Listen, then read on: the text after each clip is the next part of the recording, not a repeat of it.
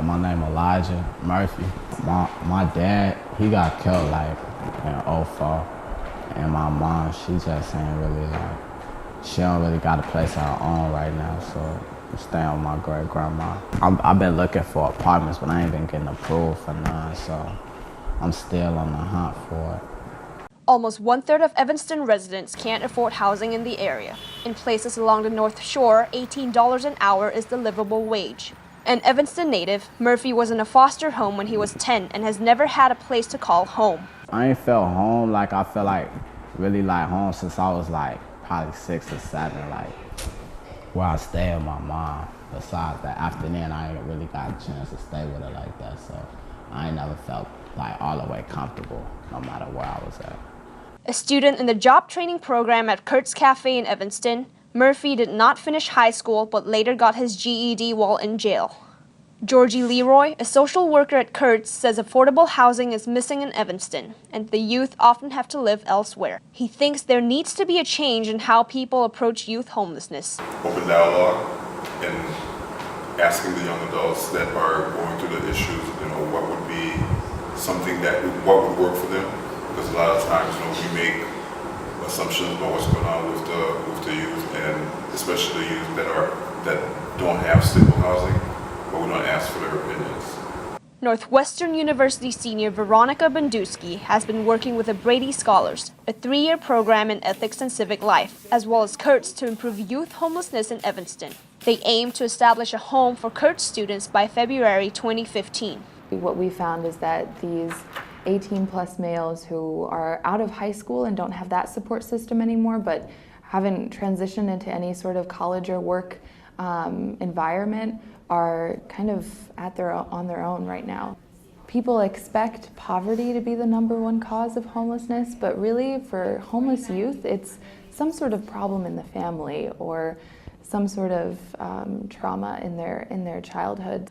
Suzanne Calder, president of Connections for the Homeless, said the organization met almost 900 homeless people last year, most of whom were African American males. She believes the minimum wage should be $15 an hour and hopes to see more job training programs in Evanston. Poverty is actually increasing in the suburbs and decreasing in the city.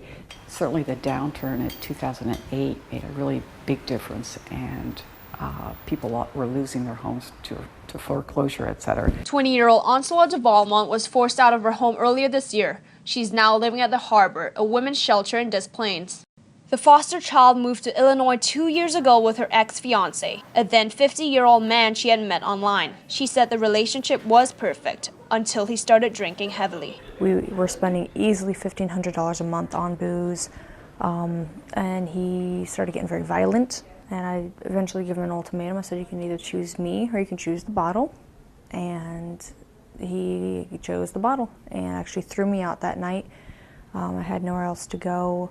De Valmont, who was then a manager at Woodfield Mall, moved in with her boss's female friend. However, they were evicted a week later. She stayed temporarily in a hotel room with the woman's family. I was taking a shower in the hotel room and I started feeling very strong pains in my stomach. I eventually got out because I thought I was going to be sick. And next thing I knew, paramedics were pulling me up off the floor.